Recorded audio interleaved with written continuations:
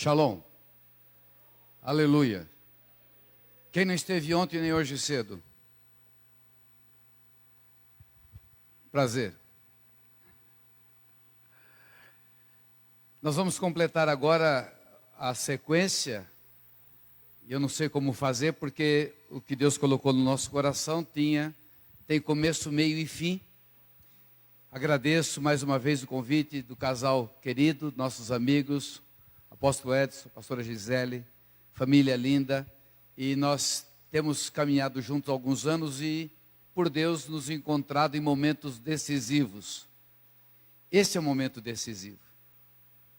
Não sei quantos têm a percepção espiritual de que nós estamos num divisor de águas, que nós estamos numa mudança, mais do que uma mudança de nome, mais do que uma mudança de prédio, mas muitas vezes as coisas físicas externas representam realidades internas. No começo deste ano, este ano foi todo para mim um tempo de recomeço. E logo no início do ano, quando houve o incêndio em Santa Maria, lá na boate, onde morreram 200 e poucos jovens, há pouco tempo antes tinha se convertido um engenheiro elétrico. E eu sempre gostei das coisas muito certinhas. Como eu falei de manhã, eu trabalho na legalidade, porque Deus só trabalha na legalidade, a bênção só tem se você está na legalidade. Eu pedi para aquele irmão dar uma olhada. Aliás, ele se ofereceu. Eu falei, olha como estão as coisas, agora vem um tempo perigoso para a igreja, para todas as entidades. Ele falou, eu dou uma olhada, pastor. Ele subiu e veio com as notícias terríveis. Estava tudo errado. Apesar de eu ter alvará para trabalhar, ele falou, se acontecer alguma coisa, o senhor está em maus lençóis. E eu comecei a mexer. Aquilo que eu esperava que era 30, pulou para 50. O que eu esperava que era para 50, pulou para 70. Chegamos a 170 mil. Acabou o dinheiro. E ainda falta alguma coisa para terminar. Alguém mexia numa parede, faltava uma coluna. E eu dizia, faz a coluna. Alguém abria uma coisa e não parava. E Deus foi me mostrando que aquilo era um reflexo da igreja. Que às vezes nós olhamos por fora, está tudo muito arrumadinho, está tudo muito bonitinho, exteriormente, mas por dentro está precisando de mexer em tudo. Isso e outras coisas mais, principalmente por rodar por esse país, a cada semana sim, semana não, ou então semanas sequenciais como essa, que eu já estou há 3 semanas, e eu vou sentindo o clima das igrejas. Eu vivi um mover tremendo, porque eu entrei no mover do Espírito em 89, eu vi fogo. Eu tenho filhas que têm dente de ouro, do tempo do mover, em que apareceram o dente de ouro. Eu nem gostava disso, eu não entendia. Mas a minha filha apareceu com dente de ouro. Eu sou do tempo em que estava pregando num congresso e desceu ouro em pó. Um congresso espetacular em Goiânia.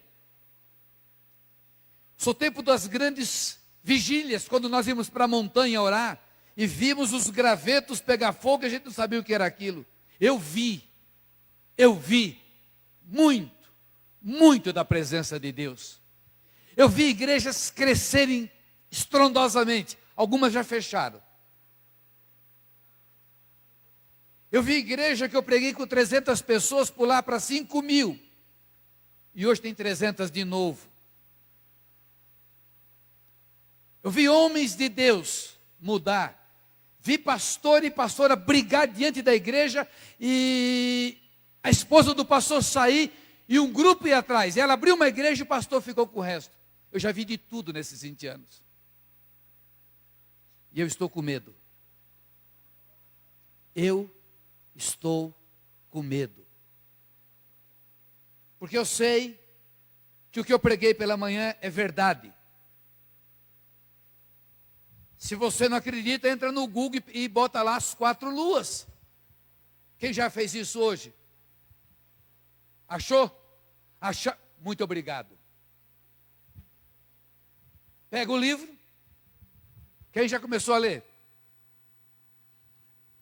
Semana passada, pregando em Paranaguá, um garoto falou assim: apóstolo, já li metade do livro. Eu dei de manhã, de tarde a gente tem lido metade. Um levita, um adorador. Não é que o livro tem informações, mas se não encontrar o feedback em você, não vai valer nada. Você vai jogar dinheiro fora. Se for ler por curiosidade, nem perca tempo. Mas se você procurar o profético e buscar, você vai entender o momento em que nós estamos vivendo. Você vai entender por que da apostasia, você vai entender por que do gelo, você vai entender por que está acontecendo tudo isso. São sinais dos últimos dias.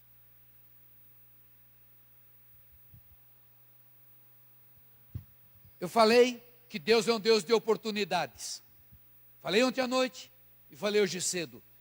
Deus dá oportunidade até o momento em que o cálice da ira não transborda. Quando o povo estava para entrar na terra, Deus não permitiu.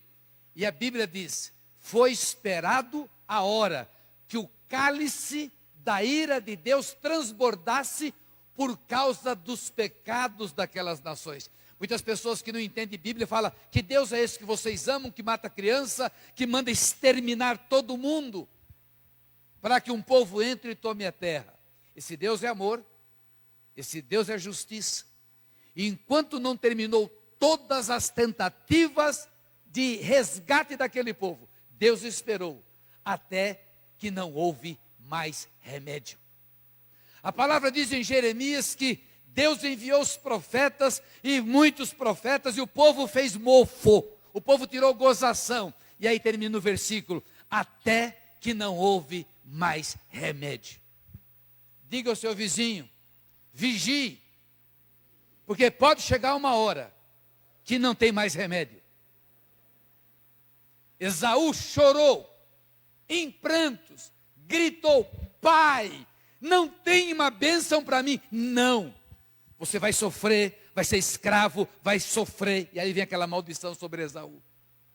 Porque Esaú não conseguiu mais, a Bíblia diz, ele não encontrou mais lugar de arrependimento. O choro de Esaú foi um choro de Judas, choro de remorso. Queridos, preste atenção. Até para nos arrependermos, nós precisamos do Espírito Santo. Eu não consigo me arrepender no nível que precisa se arrepender. Eu não consigo entrar dentro de mim, me quebrar de verdade, no ponto que eu vou ter o ponto de contato com Deus. Até para eu me arrepender, eu tenho que pedir ajuda para o Espírito Santo.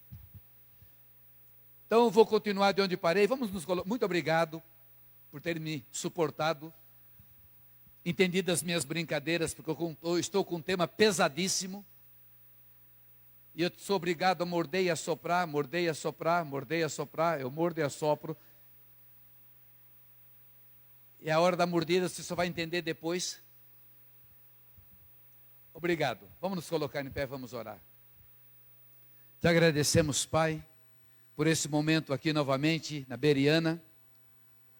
Obrigado pelas impressões espirituais que o Senhor colocou no meu coração. Saio com um peso de responsabilidade. Saio daqui com um sentimento de desespero, de buscar mais o Senhor. Porque quanto mais eu prego, quanto mais eu encontro meus amigos, meus irmãos, homens sinceros, tementes ao Senhor, como o Edson, Gisele, eu vejo, meu Pai, que momento é que nós estamos vivendo. E te suplico, tenha misericórdia das nossas vidas. Tenha misericórdia da minha vida, meu Pai. Tenha misericórdia das pessoas que o Senhor colocou debaixo da minha responsabilidade. E agora, como pregador desta noite, como instrumento, como canal, usa, Senhor, que no abrir e fechar da nossa boca, venha a palavra não minha, mas do Senhor. E encontre corações sinceros, não indiferentes, não gelados, não espíritos procrastinadores, não espíritos desinteressados, mas que o Senhor mesmo provoque interesse, fome e sede pelo Senhor e pela tua palavra. Vai chegar uma hora que isso vai acontecer, porque a tua palavra diz que chegarão os dias em que os homens sentirão fome e sede, não de pão nem de água, mas de buscar a palavra do Senhor. Faz isso novamente, meu Pai. Faz isso novamente. Bota fome e sede nas pessoas, pela tua palavra. Que se desapareçam as desculpas esfarrapadas, aonde se procura justificar o injustificável, aonde as pessoas preferem o vil do que o precioso, trocam as cisternas de águas vivas por cisternas rotas que não retêm as águas. Onde as pessoas fogem da tua presença, onde as pessoas não sentem prazer na tua casa, onde as pessoas são na realidade religiosos, que visitam, vão na missa, no culto missa das 18 horas. Dai-nos fome, como no tempo do avivamento, que todo dia era dia do Senhor, em que as pessoas vinham sem ninguém chamar, onde as pessoas procuravam o Senhor sem se fazer um concurso de dar um automóvel para quem viesse a semana inteira no culto. Como nos avivamentos que as pessoas passavam por cima uma das outras, pulavam os bancos para todos estarem próximas do altar para receber a palavra. Faz isso novamente. Faz isso na minha vida, faz isso na minha casa, na minha igreja, no meu povo, faz isso no meu tempo, meu Pai. Nós precisamos de novo, no nome de Jesus. Amém. Atos 3, de 19 a 21.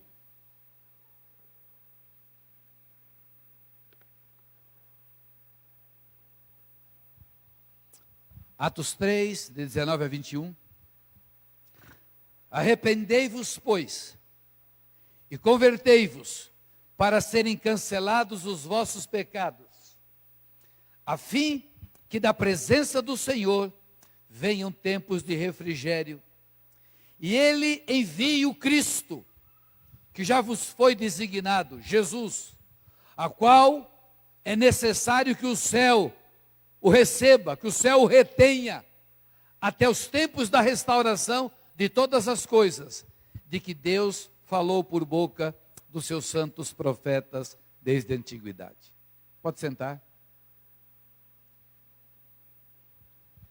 Em algumas versões diz que os céus retêm Jesus, até que venha tempo de refrigério e restauração de todas as coisas. O que me motiva a continuar, não com Deus, mas no ministério, é porque eu creio que ainda chegará um tempo de refrigério e de restauração.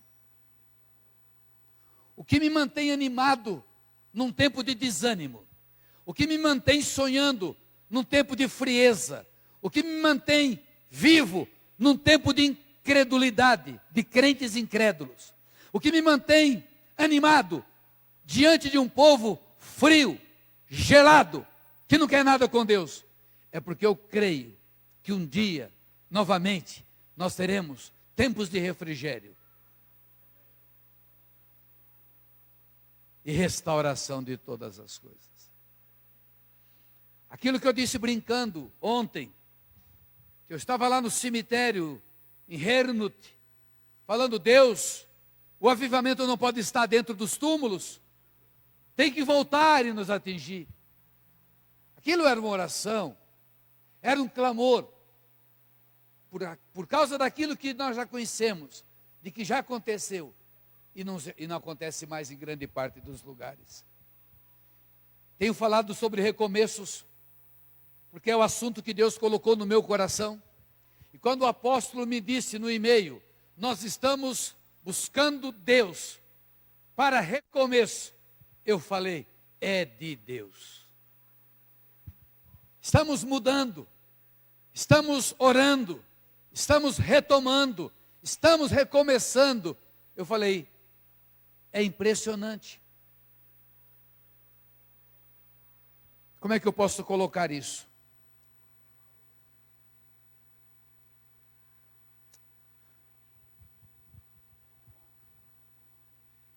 Deus Ele nos leva de volta aos mesmos lugares, numa nova unção, em um novo entendimento. Quando eu ilustrei pela manhã que Moisés, ao quebrar a lei, e ele voltou para receber de novo as tábuas da lei, ele passou aonde ele quebrou para começar de novo, já num novo nível e numa nova unção. E este ano eu estou vendo tudo igual a 20 anos atrás. Queridos, é tão impressionante que até os detalhes mínimos, aparentemente insignificantes. Há 20 e poucos anos atrás eu estava recomeçando. Eu tinha saído da denominação, era tradicional, estava agora sem igreja, estava começando, Deus tinha dito, cadê a igreja? Vou começar a igreja. E eu fui com a minha esposa e meus filhos para descansar no litoral. Alguém me ofereceu uma casa, um apartamento lá em Bertioga, num lugar chamado Riviera de São Lourenço, um lugar fabuloso. E as pessoas me emprestaram, eu me lembro que foi uma semana, e muito bom, um lugar maravilhoso, um apartamento maravilhoso, e os filhos eram pequenos. Se o pastor Samuel tem 32 anos, ali você tinha quanto, Samuel? Simples, 12. E eu me lembro que eu chorava de saudade de Deus. E eu botei meus filhos na frente, minha mulher, e comecei a pregar para eles. Eu disse, nunca vou esquecer essa mensagem, eu estava chorando. Falei, meus filhos, há uma pedra gigantesca em cima do Pai. Mas se vocês tiverem paciência, se vocês me ajudarem, eu vou me levantar, eu vou jogar essa pedra e vou começar outra obra de Deus. Foi uma das melhores mensagens. Meu público era pequeno, mas era o mais importante, era minha mulher e meus filhos. E ali começamos o trabalho do zero, de novo, como já tinha começado algumas vezes, de novo, e começou o que é hoje. Não foi naquele primeiro momento, levou um tempo, a nossa igreja que nós temos hoje. Estarei indo mês que vem para a Riviera, mesmo lugar, nunca mais voltei lá. Como meu filho pegou sua esposa e foi para lá, falou, pai, lá é bom, vai tirar uma semana, vocês não tiram férias. Eu falei, vou para lá, e vou pagar logo, senão eu não vou, porque é só igreja. Um ano, todo ano não dá para tirar férias, porque tem alguma coisa, tem que pagar incêndio, e aquela luta. Eu falei, vou para lá. Depois que eu reservei, e vi muitas coisas, eu falei, Deus, eu estou indo pregar nos mesmos lugares, eu estou indo para o mesmo lugar, é como se a história se repetisse, só que numa nova dimensão. Eu tinha escutado um estudo de física, de um rapaz cientista, crente. Eu só vou dar uma palavra e depois vocês se virem, vou jogar a bomba e vocês peguem depois. E ele fala sobre a dobra do tempo. É um dos estudos fantásticos. É um negócio científico, a hora que o tempo dobra. Deixa eu fazer uma ilustração. Eu não vou estragar esse livro, como é que eu posso? Bom, e ele estava explicando o milênio e as coisas de Deus. Aqui você tem um horizonte, vamos supor, de 1000 anos. A hora que dobra, esta ponta encontra-se com esta. E aquilo que representa 1000 anos, vira o mesmo dia. E enquanto eu via aquele DVD, eu entendia o que Deus faz. É como se ele voltasse lá e você se visse no mesmo lugar, 20 anos depois, 30 anos depois, só que com outra cabeça, com outro entendimento. É mais ou menos sobre isso que eu vou falar nesta noite. Recomeçar é restaurar o danificado e voltar à origem. Diga recomeçar, recomeçar, recomeçar é restaurar o danificado e voltar à origem. Todo projeto de Deus é para nos levar novamente para o jardim do Éden. Trabalho com Israel. Conheço alguma coisinha de Israel. Mas vocês nunca vão me ouvir falar que nós temos que voltar às origens da igreja primitiva.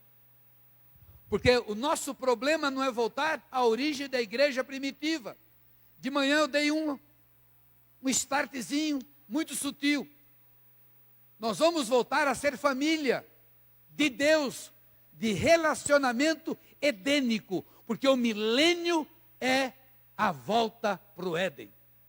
O milênio, o Shabat, como nós falamos pela manhã, o milênio, o Shabat do descanso, é Éden, onde o animal come palha, aonde a cobra não tem veneno, aonde a criança, o idoso, vai viver por muito tempo. Isso é o milênio, é o governo do homem, do Adão último. O primeiro Adão caiu, o outro Adão, o último Adão, como diz a Bíblia, Yeshua, ele vai viver, o milênio vai ser, Deus falando assim, era assim que eu queria.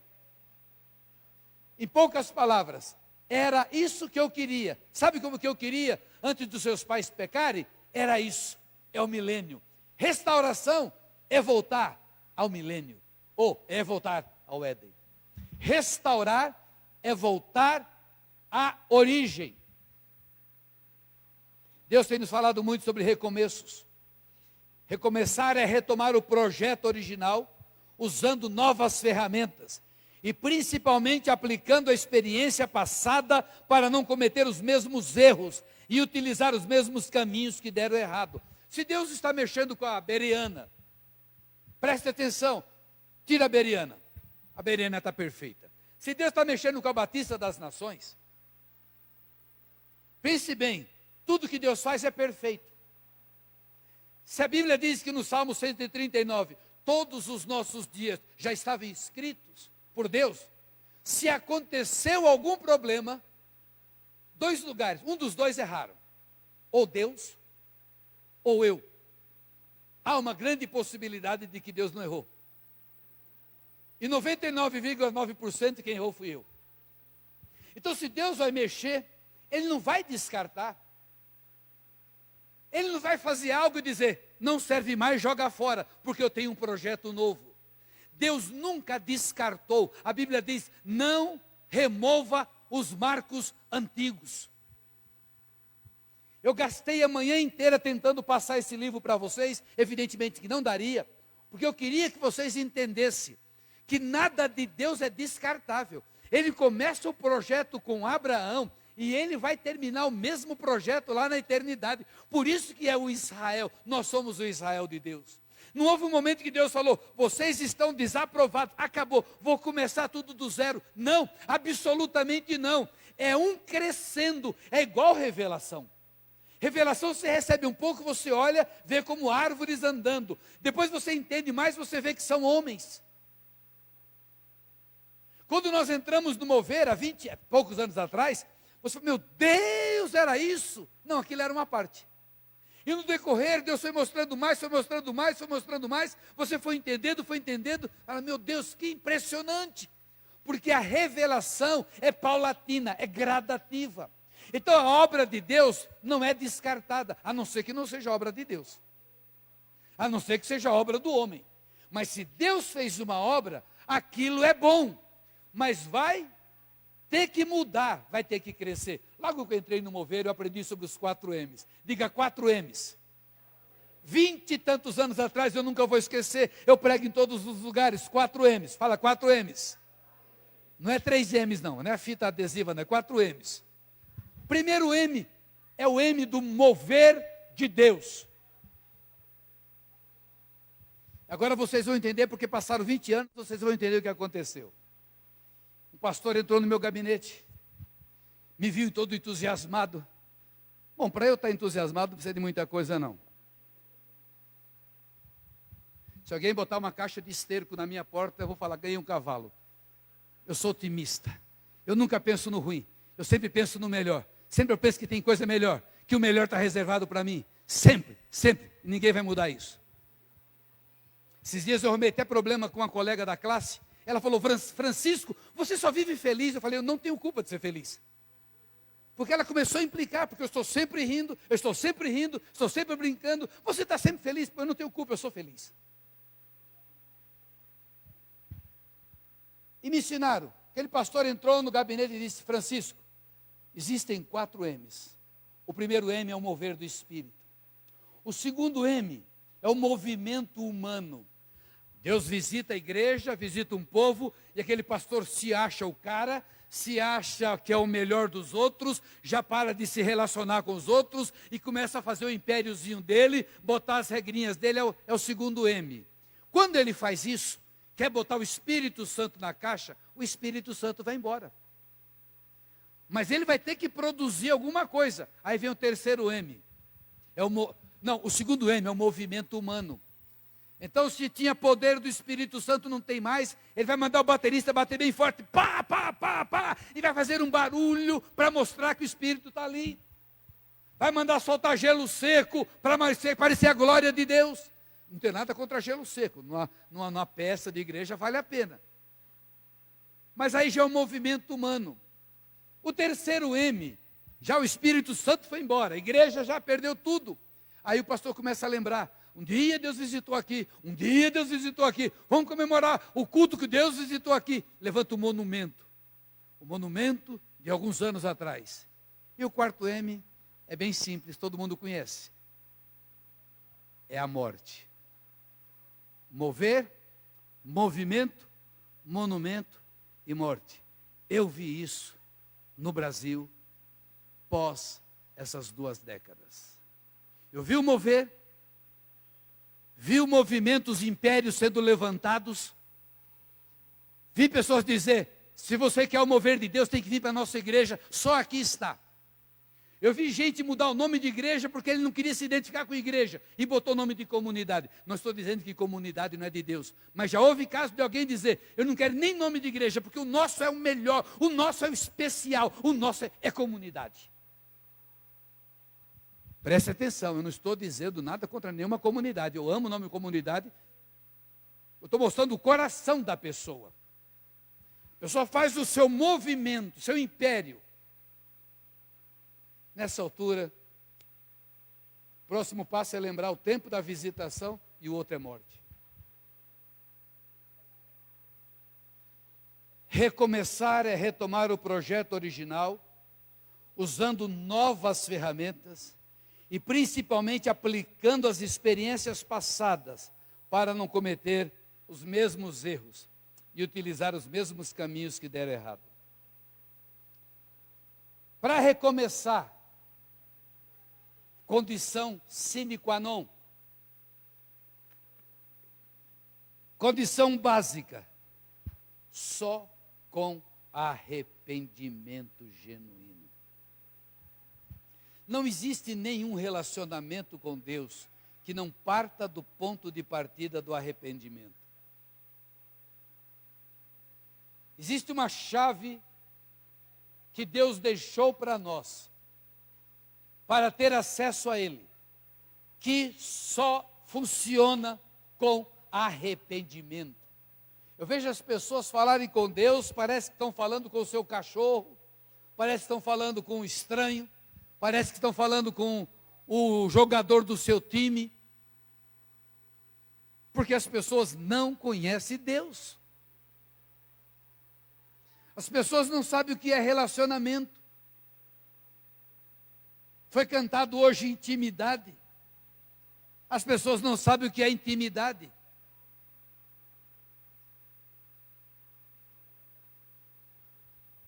Salmo 32, de 1 a 7, diz assim: bem-aventurado aquele cuja iniquidade é perdoada, cujo pecado é coberto. Bem-aventurado o homem a quem o Senhor não atribui iniquidade, e em cujo espírito não há dolo. Enquanto calei os meus pecados, envelheceram-se os meus ossos pelos meus constantes gemidos todo dia. Porque a tua mão pesava dia e noite sobre mim, e o meu vigor se tornou em sequidão de estio. Confessei-te o meu pecado, e a minha iniquidade não mais ocultei. Disse: confessarei ao Senhor as minhas transgressões, e tu perdoaste a iniquidade do meu coração. Sendo assim, todo homem piedoso te fará súplicas em tempo de te poder encontrar, com efeito, quando transbordarem as muitas águas, estas não te atingirão. Davi tinha cometido pecado com Batseba e achou que estava tudo bem, como todo mundo faz. Deve ter feito aquela oraçãozinha: pai, perdoa minha multidão de pecados. Pecado tem nome. Se não é confessado nominalmente, não há quebrantamento. Você não sente. Se você não chorar a desgraça que você fez, não há arrependimento. Se não houver arrependimento, não há perdão. A chaga continua aberta. Se eu estou em consciência que eu estou em recomeço, é porque houve coisas erradas. Coisas erradas não significa necessariamente pecados morais. A partir do momento que eu não faço o que Deus quer, é pecado. A partir do momento que eu não como uma fruta por fé, é pecado. Tudo que é feito, se não for de jeito de Deus, é pecado. Não existe coisas soltas com Deus. Não existe um campo em que eu posso fazer do meu jeito. Nós fazemos isso. Deus, tive um plano maravilhoso, me abençoa. E você prova para Deus que você estava certo e Deus errado. Então Deus te dá uma direção, faz isso, mas não, Deus, não vai dar certo. Desse jeito do teu, eu prefiro do meu jeito. Eu tenho experiência, Deus. São 20 anos que eu estou rodando esse país. Você quer discutir comigo? A gente faz isso em outras palavras. Você ganha 3 mil, paga 1.000 de aluguel, 500 da Unimed, ou sei lá que é Intermedic, aí você vê um carro de 1.500 por mês. Você sabe que não dá nem para botar o combustível, não dá para pagar o IPTU, mas você vai pela fé. Pai, eu estou indo pela fé. Deus poderia nessa hora falar em voz alta: e eu com isso? Quem que eu tenho com isso? E aí a pessoa entra, paga a primeira, e não paga mais. E a pessoa não consegue falar com Deus. Quem é que vai pagar o pato? Quem é que representa Deus? O pastor. Essa igreja está mal, eu estou mal, é brecha, o pastor está com brecha, eu não estou sendo abençoado. Não, ele não podia fazer aquilo. Ele fez da cabeça dele e pediu que Deus viesse junto. Ele pecou. Ele pecou. Mas Deus não vai abençoar? Não vai não. Não vai não. Deus não é responsável por aquilo que você faz sem a direção dele. Estava compartilhando com os pastores uma pessoa que perdeu a igreja. Uma pastora. E ela para nós: mas será que Deus não vai me perdoar? Já te perdoou, minha irmã. Já tá, você está perdoadinha, fique tranquila. Deus não pode mentir. Mas a tua igreja você nunca mais vai ver. Simples. Porque você fez o que Deus não mandou você fazer. Mesmo tocar numa igreja, eu não posso criar o meu programa, eu não posso criar o meu projeto, eu não posso imitar porque o outro está fazendo, porque o outro está tendo sucesso. Não! Porque sucesso quem mede é Deus. Quando eu fui para a Coreia em 93, aquilo para mim foi um choque. Primeiro que eu não acreditava que tinha uma igreja com 1 milhão de pessoas. Falei, não é possível. Eu quero que esses olhos, que a terra não vai comer, vejam. Porque eu vou ser arrebatado. Cheguei lá, tinha 1 milhão de pessoas. Meu Deus. Era um absurdo, tudo era grande. Tinha um prédio para segurar a cruz. O pastor tinha 100 ônibus. Ele tinha mais ônibus do que eu tinha de ovelha. Ele tinha 2 montanhas. Te fazia mal. Era tudo muito grande. Que magnífico. Aí o pastor vem. A minha igreja não está crescendo. Eu falei, que é isso? O cara quer humilhar, quer matar com a gente, quer acabar com a gente. Você está ali, Deus falando com você, começa do zero, começa uma igreja, o homem com 1 milhão de pessoas, Deus, minha igreja não está crescendo. Só que aí eu pude entender, realmente não estava crescendo. A igreja, enquanto vivia pós-guerra, era pobre, explodiu. A igreja ficou rica, todo mundo com seus 3, 4 automóveis, a igreja começou a arrefecer.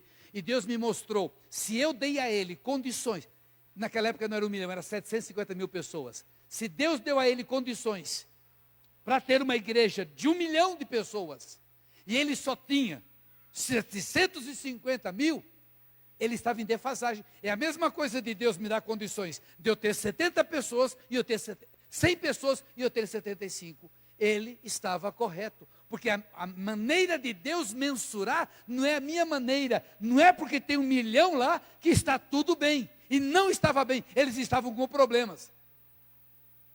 Porque na semana seguinte, eu estava na montanha de oração, um gelo, pega esse calor aqui e inverte ao contrário, um gelo, tanto é que o alojamento tinha aquecimento debaixo do piso, você não aguentava de gelo. Eu acordei de manhã, eu fui orar no jardim de oração, que é lindo demais, e eu pude contemplar os 2 maiores líderes da época se cumprimentando. Não me viram no jardim, eu fui a testemunha, tive o prazer de pegar na mão dos 2, eles se reconciliando, porque um tinha uma igreja pequenininha, de 60 mil pessoas, uma igrejica de nada, e a outra tinha uma igreja de 1 milhão, devia ter algum tipo de problema, os 2 se reconciliando. E eu passei aquela semana naquele crescimento de igreja. Falei, bom, agora Deus vai me mandar para onde? Porque no domingo ia mandar os congressistas para alguns lugares. Aí eu fui para uma igreja presbiteriana com 200 pessoas. Falei, bom Deus, o Senhor me mandou para cá, tem algum motivo. Igreja ultra tradicional. Para mim aquilo era um choque. Eu tinha saído do tradicionalismo, entrado no pentecostal. Vou para uma igreja presbiteriana. Com ordem de culto, tem até a hora de dizer amém. Agora de canto o hino, aqui você pode dizer amém, aqui você levanta, aqui você senta. Só que eu quero que vocês acreditem no que eu vou dizer agora. Naquela igreja, aonde tem uma igreja de 750 mil pessoas, a metodista 60 mil pessoas, os batistas 14 mil pessoas, eu fui para uma igreja de 200 pessoas, com coral, de toga e tudo. A presença de Deus era esmagadora. Palmas para Jesus. Então, tamanho de igreja não é relativo. Se é pentecostal ou não, é relativo. Você tem que responder pelo teu chamado. Ali para mim foi um quebra de paradigmas. Primeiro que eu estava pregando contra a cruz, fazendo batalha espiritual, falando do crucita, que a cruz, que tem um demônio na cruz, papapá, todas as igrejas com cruz. Falei, Deus, como é que pode? Ele falou, pode. Você nunca aprendeu sobre missão transcultural? O doutor Show, aí tinha um prédio só com uma cruz. Isso é o mínimo. Isso é o mínimo. É o que eu posso falar agora. Porque ali foi um quebra de paradigmas na minha cabecinha que achava que eu conhecia tudo de Deus. Uma linguagem simples. Provavelmente Deus falou, menos Nicolau, menos Nicolau. O povo é meu, a igreja é minha, é do meu jeito. Então tudo que você faz tem que estar dentro do padrão de Deus. Recomeçar não é você fazer uma análise, bom, deixa eu analisar o que está dando certo. Primeira palavra errada para pastor e para líder. O que está dando certo? Nós não fazemos o que dá certo, nós fazemos o que é certo. Porque fazer o que dá certo, você pode manipular, você pode criar, você pode inventar. Eu vou fazer por quê? Porque está dando certo. Não, eu não fui chamado nada para fazer o que está dando certo. Eu tenho que fazer o que é certo. E o resultado é de Deus. Podemos aplaudir o nosso Deus?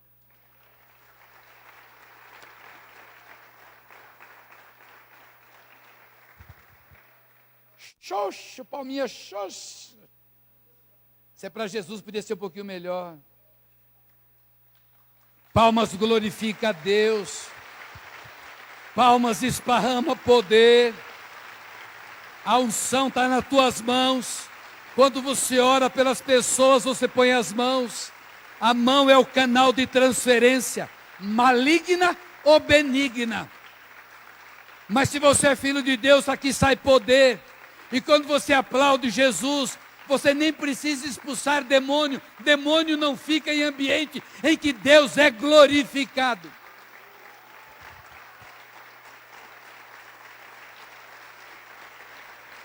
Às vezes a gente bate até assim. Só que se a rainha da Inglaterra entrasse aqui, você faria assim. Porque para aplaudir rei, a mão tem que estar acima da cabeça. Às vezes a gente tem dificuldade de aplaudir Jesus. Se a Dilma Rousseff entrasse aqui, imediatamente todo mundo ficaria em pé e aplaudia assim.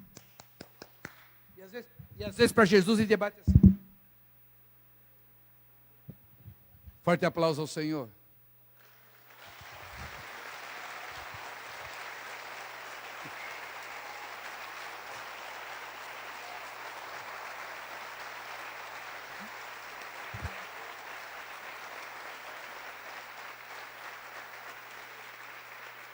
Recomeçar é entender que nós vamos entrar num novo nível e nem sempre porque fizemos errado. Existem duas possibilidades. A possibilidade de eu não ter entendido e ter feito um projeto errado e Deus me dá a chance de recomeçar. Cada dia é um recomeço, cada semana é um recomeço, cada mês é um recomeço, cada ano é um recomeço. Quando Jesus fala, basta cada dia o seu mal, é porque você vai ter outro dia para enfrentar outra situação. Às vezes, quando você recomeça, você está mudando de nível. Às vezes, você está mudando de nível e consertando o que não foi feito como Deus queria. É necessário fazer essa análise. É necessário reconhecer aonde erramos, aonde nós falhamos, o que nós não fizemos correto daquilo que nos foi confiado. Não se recomeça algo sem arrependimento pelo que ficou atrás. Deus não trabalha sem arrependimento. Eu tenho muitas experiências. Quando eu deixei a igreja em 93, estava no mover, e ali aconteceram alguns problemas, eu saí ferido. E eu disse que não queria ser mais pastor. Eu tinha lido o livro do Kenneth Hagin, Planos, Propósitos e Práticas, onde ele disse que depois de 12 anos ele descobriu que não era pastor. Eu falei, também não sou pastor. Não quero ser mais pastor. Eu quero ser membro de igreja, fazer igual aqueles irmãos. Eu quero me membrar numa igreja, com a minha mulher e meus filhos, mas eu não vou mais mexer com gente, não. Não vou sentar no primeiro banco, vou sentar no último. E não vou dar um dízimo, não, vou dar 2, porque o pastor merece. Porque aguentar a igreja não é brincadeira. Eu estava ferido. Aí quando saí, Deus preparou uma casa, Deus preparou tudo. Falei, aleluia, não vou ser mais pastor de igreja. 9 meses se passaram, viajava pelo Brasil, seminário aqui, seminário ali, feliz da vida, quero ir para a Coreia. Deus bancou, vinha a pessoa trazendo dinheiro. Foi os melhores tempos. Só que minha esposa não conseguia entrar em igreja nenhuma, os colegas empurravam, não gostavam, fica em casa. Eu falei, Deus, que é isso? Eu só quero ser membro. Mas era de Deus. Lá na Coreia, no último dia, Deus fala para mim, cadê a tua igreja? Não há ministério sem igreja. E Deus disse, o teu tipo de ministério, você precisa de uma igreja plataforma. E eu vou começar do zero again, novamente. Tudo bem, chorei, minha mulher passou vergonha, chorei. Bom, 9 meses depois, foi outubro e março eu começo a igreja. 95 volto para a Coreia, feliz, fazia parte de 2 ministérios poderosos, amigo da turma boa de Deus. Eu estava na minha cabeça na crista da onda. Estou lá na Coreia. Trabalho poderoso, AD 2000. Aí tinha uma sala debaixo do prédio de oração. Eu vi o pessoal correr, eu corri para lá. E uma irmã, viva ainda hoje, velhinha, mulher de Deus, ela me abraçou. Qual é o seu problema? Eu não tenho problema. Eu não tenho problema. E ela, quando ela me abraçou, bluff.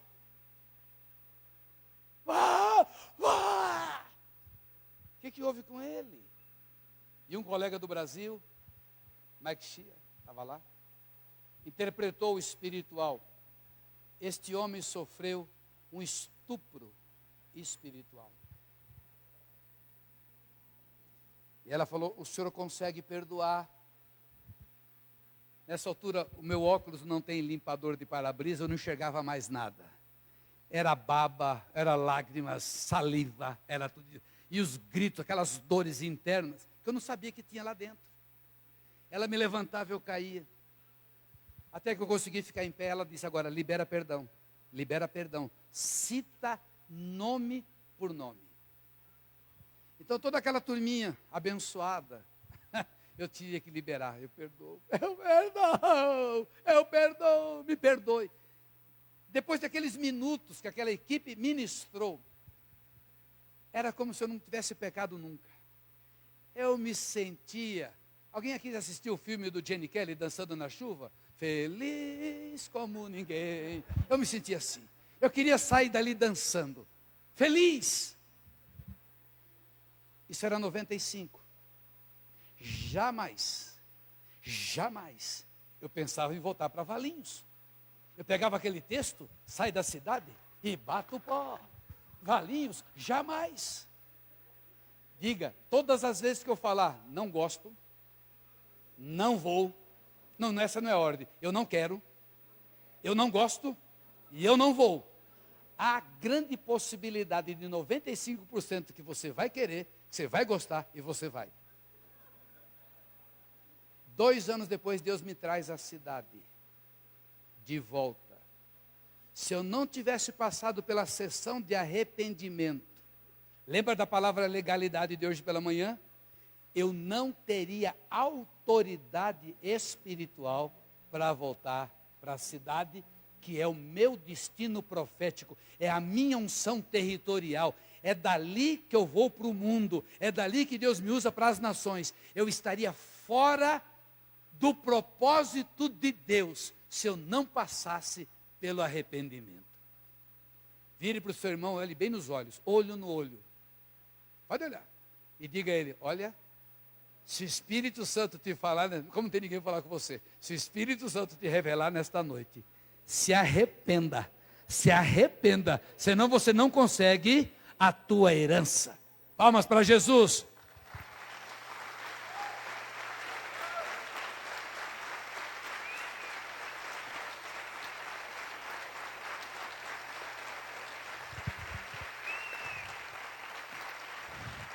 Aleluia! Cheguei de volta na cidade. Desculpe a palavra. O rabinho no meio das pernas. A turma me olhava assim. Nicolau voltou. Hoje, os pastores me chamam. Esse é o nosso apóstolo. Esse é o nosso embaixador. Se Nicolau, você não veio para a reunião, eu fui em tal lugar. Não tem problema, você pode. Você é o nosso embaixador. Hoje na minha igreja está pregando o presidente dos pastores. Hoje. Veio do acampamento, está indo lá. Tem Santa Ceia. Ele falou, Nicolau, mas eu vou na tua igreja. E depois eu dou 9 horas a Santa Ceia na minha igreja. É o que é o capelão da Santa Casa, é o provedor, meu amigo. Hoje, os pastores são meus amigos. Porque ali é o meu lugar. Mas um dia, para eu recomeçar, eu tive que me quebrantar. Para que Deus, no momento oportuno, me colocasse, me colocasse no meu lugar. Porque eu não preciso do lugar de ninguém, eu só preciso do meu lugar. Passe a mão na tua cadeira aí. Diga, eu só preciso do meu lugar. Recomeçar é você voltar para aquela posição de Deus, que você tem uma palavra para o aflito. Porque nesses 20 anos, cada um está pensando em sucesso. Quer ser sucesso de bilheteria. Quer ser cada um voltando para si. Quer ter o seu império. Entramos na onda do sucesso, da prosperidade. A prosperidade é bíblica, mas não é o carro-chefe. A prosperidade acompanha, a prosperidade te alcança, você não corre atrás da prosperidade. Então muitas pessoas ficaram obcecados em função da prosperidade. Não podia ver pobre.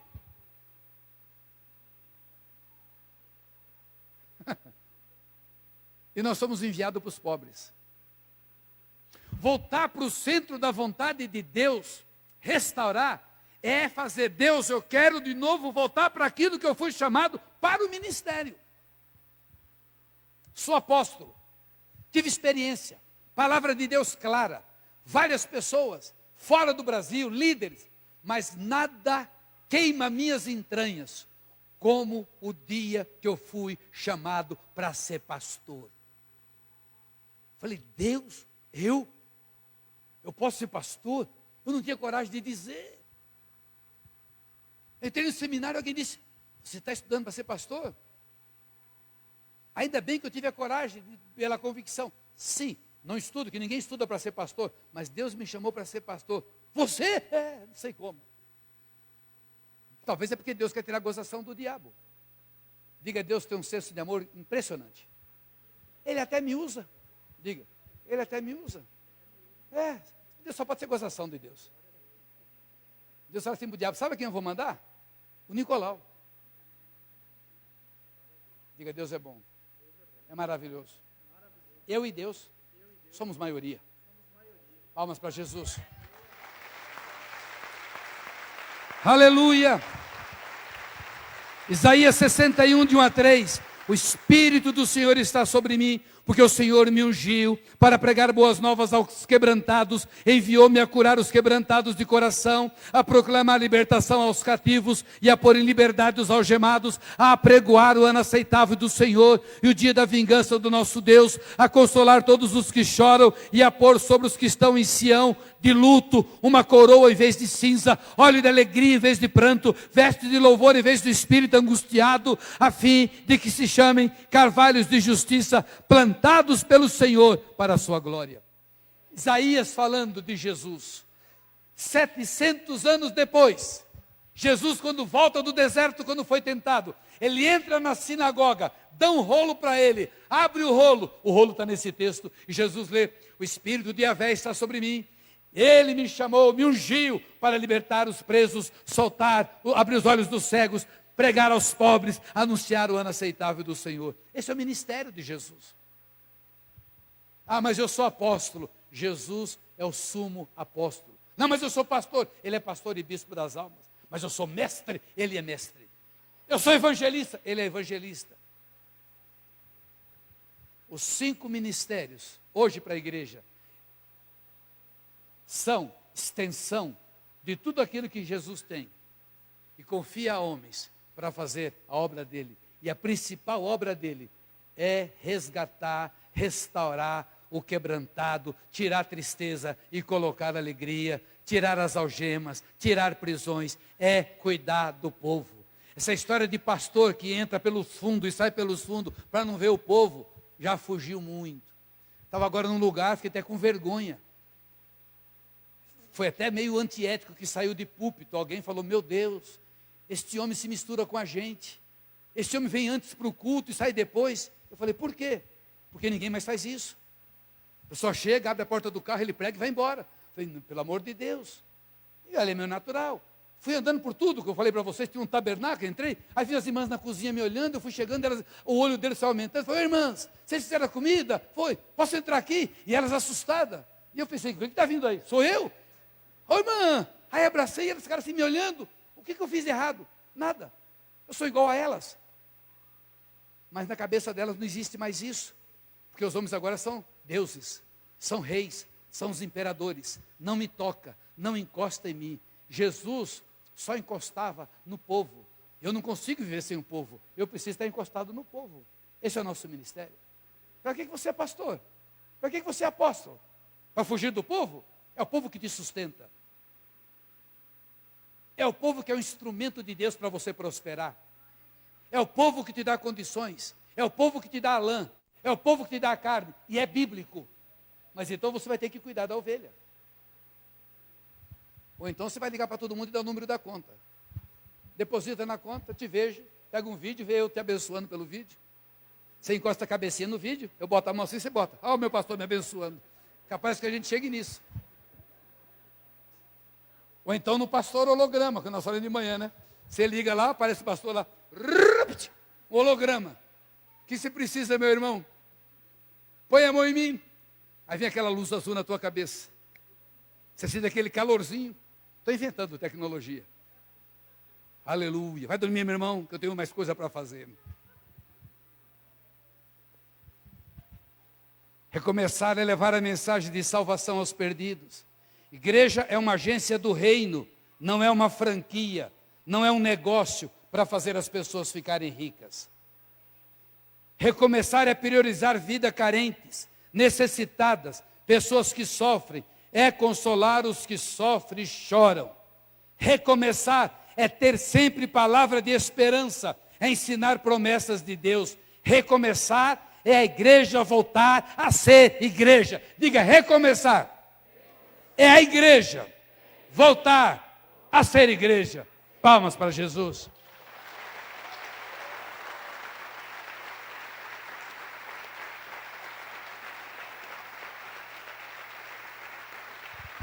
Aleluia! Recomeçar é saber focar o universo a ser trabalhado. Eu não vou dar conta de Bauru. Deus deu Bauru para mim. Eu sou responsável com os meus irmãos. Até aquele que não faz nada, na minha ótica, ele de alguma maneira está contribuindo para o reino. Quando eu comecei, eu achava que todo mundo tinha que estar junto. No meu livro, Conquistando Cidades para Cristo, eu pregava sobre a unidade espiritual para a conquista da cidade. Primeiro, eu pensava que tinha que toda a cidade se converter. Erro. Segundo, eu pensava que todas as igrejas tinham que estar unidas. Segundo erro. Conquistar a cidade é trazer a justiça de Deus. Nem todo mundo vai se converter. E como é que eu sei que uma cidade está sendo transformada? Diminui prostituição, diminui o consumo de drogas, diminui os abortos, diminui as cadeias, presos, diminui o sofrimento. Quando isso começa a acontecer, a justiça de Deus, que é para todos os homens, começa a dominar, a cidade está passando por transformação. Mas os pastores têm que todos estarem juntos, não é o princípio bíblico. O princípio bíblico é 2 ou 3 na mesma visão, estarem ligados, já tem legalidade para operar. Isso para mim foi um tremendo, porque eu tinha essa frustração de juntar todos os pastores. Hoje não, mas vem quem quer. Já tem o grupo, o núcleo, os que vierem, nós vamos atrás, batemos de porta em porta, chamamos, mas não sofremos mais. Não sofremos mais. Porque nós temos mais do que o mínimo necessário. E isso é suficiente. Isaías 61:4 diz: eles reconstruirão as velhas ruínas, restaurarão os antigos escombros, renovarão as cidades assoladas, que têm sido destruídas de geração em geração. Essa aqui é a Bíblia King James atualizada, a melhor versão que eu já vi na minha vida. Bauru, quantos anos tem? 117. Quantas ruínas espirituais? Quantas destruições espirituais? Não há problema. Nós estamos aqui para o processo de reconstrução. Porque a palavra diz que nós iríamos reconstruir antigas ruínas. Nós iríamos restaurar o que foi destruído. Essa é a função da igreja aqui. Quando não estamos posicionados corretamente, o inimigo assume o nosso lugar. Autoridade espiritual é o que você tem. Se você não usar, o diabo vai tomar e usar contra você. Aliás, o que o diabo quer de você é só isso. O diabo não pode te matar, porque é Deus quem dá e tira a vida. O diabo, ele quer de você o que você tem da parte de Deus. Aquilo que eu disse pela manhã, legalidade. Existe um estudo sobre a autoridade espiritual que é tremendo. Tremendo. Mas tem um livrinho que é muito bom, de João Bevere, Autoridade Espiritual. Que ele fala, é a única coisa que o diabo quer ter. Porque se ele pegar a tua autoridade espiritual, ele vai usar contra você e vai ter poder, porque ele não tem poder dele. Ele vai usar aquilo que ele toma ou que dão para ele. Então você está nessa cidade, Deus te colocou aqui. Você pode ser bênção no mundo inteiro, mas é aqui que está a tua legalidade. Deus não poderia me usar em Campinas. Tinha uma igreja em Campinas com grande, médicos, donos de clínica, donos de curso, pessoal da Unicamp. Isso em 94, 95. O aluguel do prédio era R$ 5.000. O aluguel da casa pastoral era R$ 2.200. Imagina como que era isso. Por que Deus me tira de lá para trazer a Valinhos, para eu começar de novo com um grupinho de 30 pessoas? Será que Deus não poderia me abençoar em Campinas? Poderia, mas não é assim que funciona. Precisava eu estar ali no meu posto, em Valinhos. Às vezes tem colega que fala: Nicolau, teu ministério não é para Valinhos, Nicolau. Teu ministério é para a capital. Nicolau, teu ministério é para São Paulo, para Rio. Você está falando pela alma, meu irmão. Porque Deus é quem sabe. Ele até está sendo muito bom comigo. Ele me podia botar em Nazaré, que é o normal que ele faz. Ele podia me botar lá em Nazaré, porque quanto mais ele me botar num lugar obscuro e eu operar bem, mais vai ser destacado a glória dele. Se eu estou numa igreja poderosa, ricona, etc., ele vai ficar na dúvida se eu estou funcionando porque o pessoal tem dinheiro e dá tudo o que eu quero, ou é Deus com o seu poder. Diga: o lugar mais seguro do mundo é no centro da vontade de Deus. Palmas para Jesus.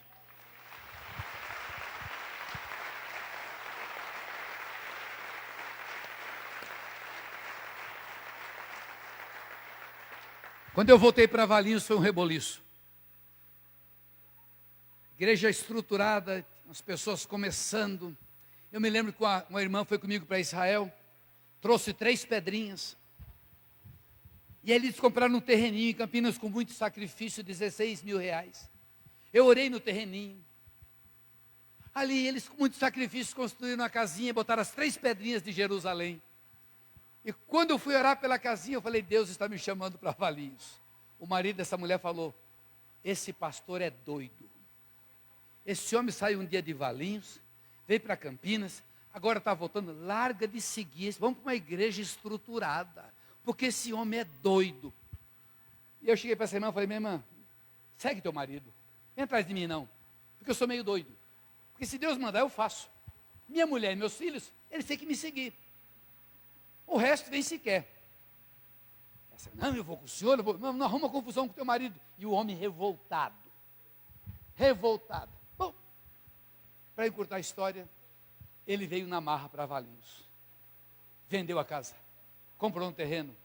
Hoje esse homem é um grande empresário, está construindo o 2º prédio, tem avião. Eu não disse que vinha a Bauru, senão ele me traria de avião. E a minha fé não está suficiente ainda, porque ele tem o brevet ainda novo. E ele fala: apóstolo, me fala que eu te levo. Não vai pegar carro. Apóstolo, me fala. Eu calei a boca, senão eu tinha vindo de avião para cá. Porque Deus me disse que a minha vida era muito preciosa e eu não podia arriscar. Eu preferi pegar o meu filho Samuel, com meu corolinha, tranquilinho, a gente vem orando, parando, tomando cafezinho. Podia ter vindo de avião para cá, porque Deus deu a esse homem um avião. Só para mim ele já deu 3 carros. Para a igreja deu mais. Deus tem usado muito. Era um vendedor. Te orava para a gente pedir oração para não perder o emprego. Mulher médica. Hoje só ele. Tem 2 prédios, avião, carro. A mulher e outras pessoas da igreja. O pastor doido veio. E alguns doidinhos vieram atrás. Mas o chefe do doido abençoa os que são doidos por Jesus. Oh, aleluia! Aplauda o Senhor.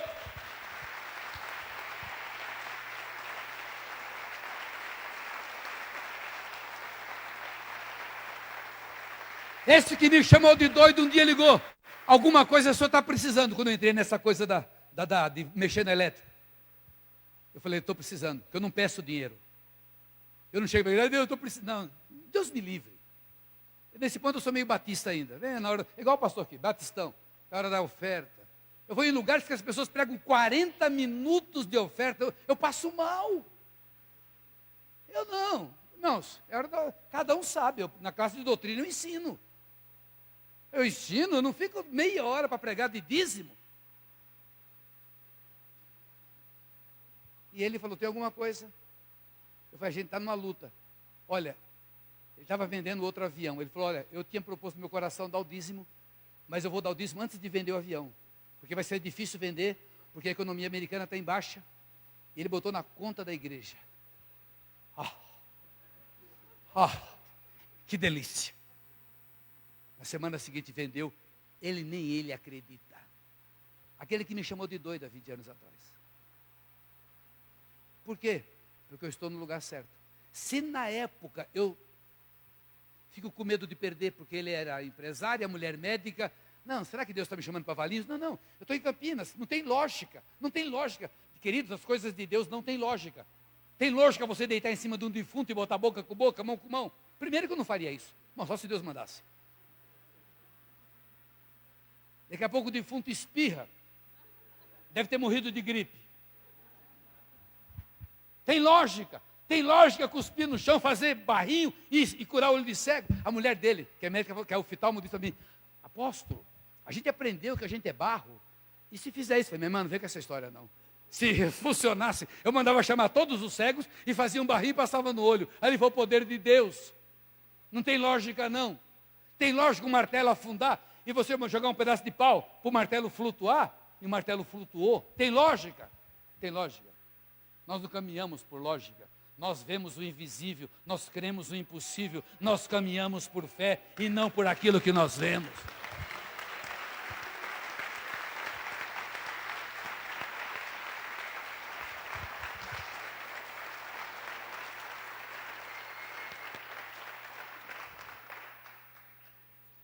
Então, se nós deixarmos a nossa posição, o inimigo vem e governa. Quando não se recomeça, as destruições acompanham gerações. Falei ontem, Deus é geracional. Se eu não retomar, a destruição vai continuar e o meu filho vai ter dificuldades. Os meus netos terão dificuldades, porque Deus é geracional. Ou eu estanco a desgraça, ou a desgraça continua. Por isso que o texto fala que os nossos filhos serão chamados de restauradores das ruínas de outrora. Recomeçar é ser obediente, é ter coragem de dizer, errei, vou começar de novo. No começo, quando eu errava, eu ia pedir perdão, eu tinha vergonha. Depois eu vi que isso é virtuoso.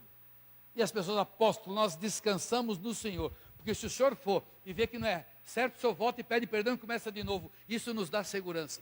Então agora eu erro com tranquilidade.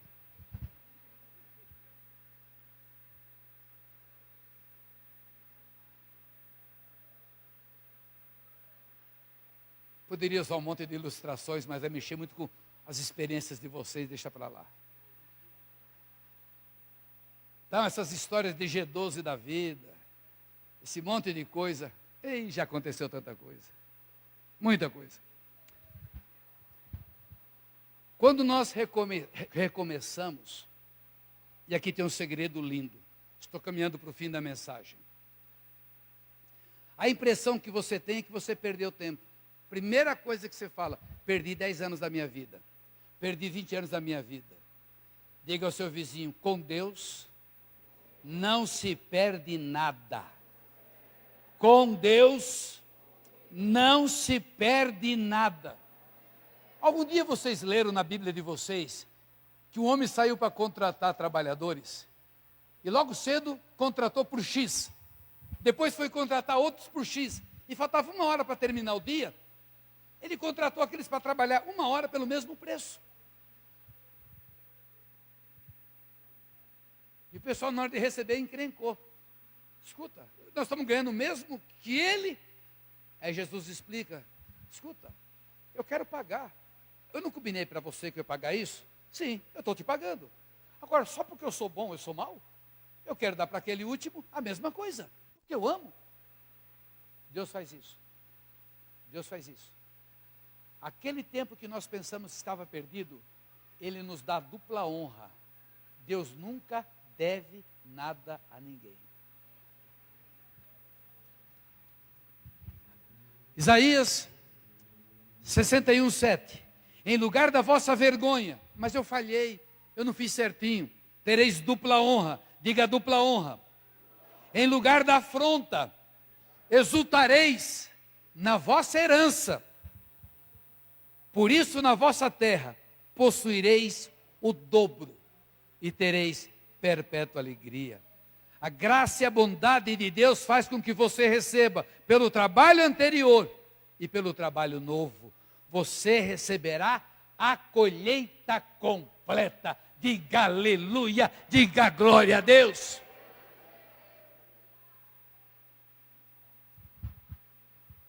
Só os que creem digam aleluia. Agora aqueles que não creem digam glória a Deus. Todos juntos, glória a Deus, aleluia. Forte aplauso ao Senhor.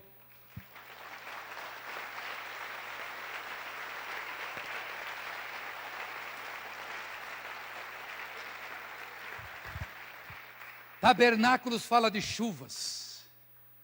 Tabernáculos fala das últimas chuvas, como pregamos pela manhã. As últimas chuvas para a grande colheita, amém? Diga, nós queremos chuva. Chuva fala de avivamento. Fala, eu estou sentindo o cheiro de chuva. Só em avivamento que acontece sinais e maravilhas.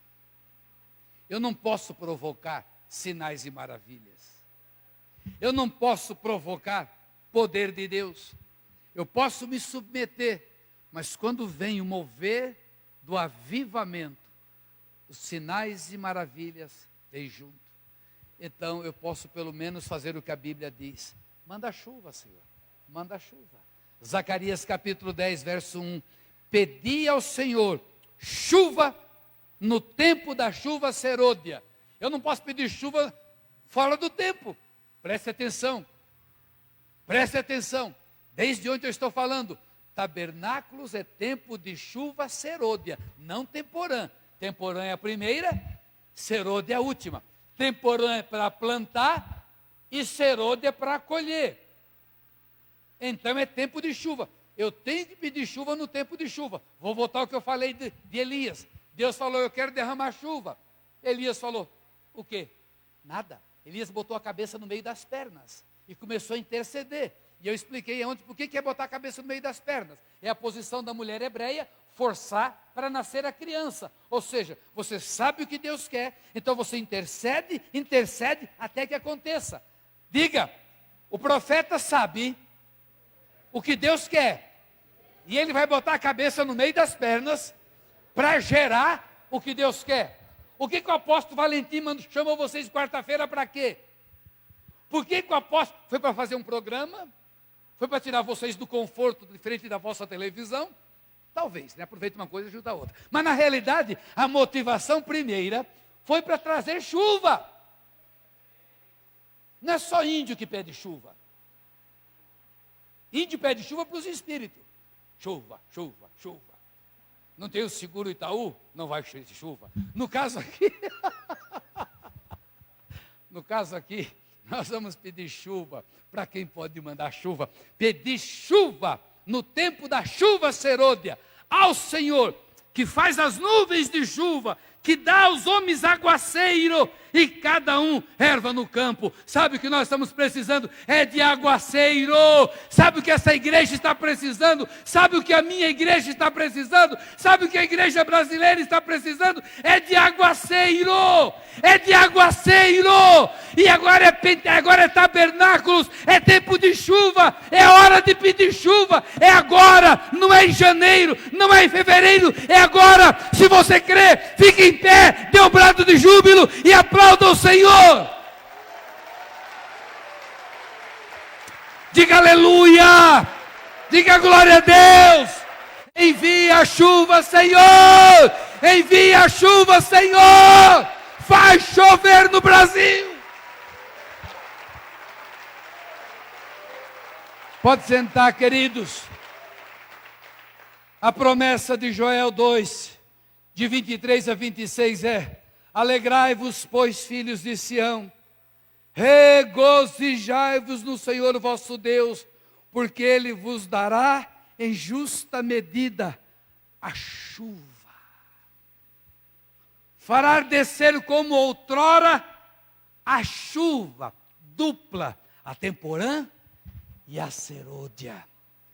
As eiras se encherão de trigo, os lagares transbordarão de vinho e de óleo.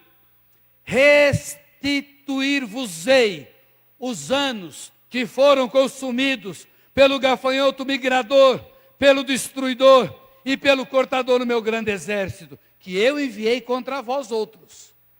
Comereis abundantemente e vos fartareis, e louvareis o nome do Senhor vosso Deus, que se ouve maravilhosamente para convosco, e o meu povo jamais, jamais, jamais será envergonhado. Igreja Bereana, é tempo de recomeçar. Coloque-se em pé. Abra a sua boca, ore em línguas. Vocês ainda sabem orar em línguas? Fique em pé. Está demorando. Vocês sabem orar em línguas ainda? Quem não sabe tem que ser batizado no Espírito. Quem parou e desacreditou, orar em línguas é passar procuração em branco para Deus. Orar em línguas é falar mistérios. Orar em línguas é falar aquilo que Deus quer ouvir. A palavra diz em Romanos que nós não sabemos orar como convém, mas o Espírito intercede por nós. E aquele que sonda as profundezas de Deus e conhece as nossas necessidades, ora segundo a vontade de Deus. Você quer chuva? Ore em línguas. Comece a orar em línguas, porque não existe nada parecido com o barulho da chuva como o barulho das línguas. Olha só, gotas estão caindo aqui. Gotas estão caindo. Quase nós não conseguimos abrir nossas fontes. Abra a boca, fale num tom que você mesmo ouça. Não precisa do teu vizinho, mas você mesmo ouça. Você começa a orar, começa a quebrar, desentulhe o teu poço. Desentulhe o teu poço, o teu poço está entulhado. Se você não ora mais em língua como você orava no passado, é porque você está entulhado. Há um poço na tua vida, há um poço na tua vida, há um poço na tua vida. Não vem chuva sem poder. Tem que orar em línguas, hora após hora, hora após hora, hora após hora, orar em línguas, falar mistérios, abrir os poços novamente, poços entulhados, tem que desentulhar. Nossos poços têm estado entulhados, entulhado com teologia, entulhado com modismo, entulhado com carnalidade, entulhado com pecado. Como é que a água vai sair? A água não vem do céu, ela vem do poço. O poço é o teu coração. Você vai ter que gritar como os servos de Isaac: brota poço, brota poço. Grita para você mesmo: brota poço, brota poço. Ore em línguas. Se você crê, ore em línguas. Mais alto, mais alto, mais alto. Até para ter legalidade para orar a Deus, mais alto.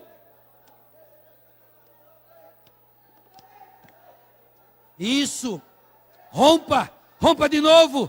Pai, Espírito Santo vem, ajuda o teu povo.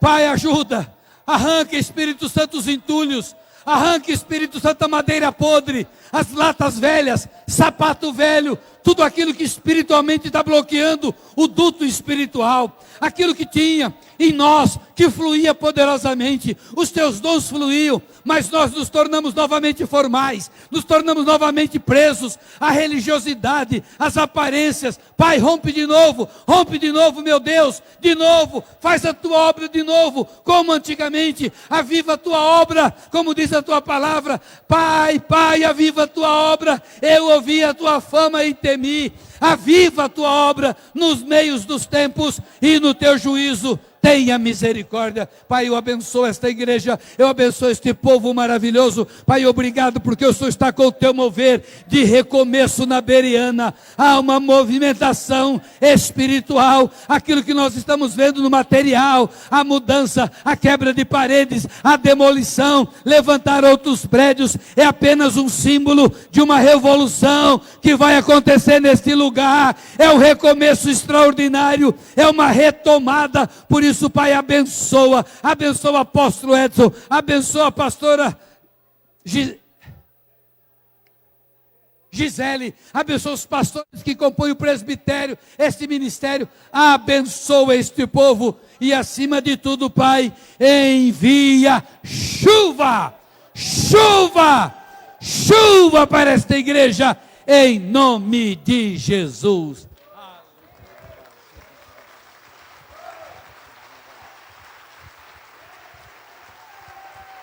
Aleluia.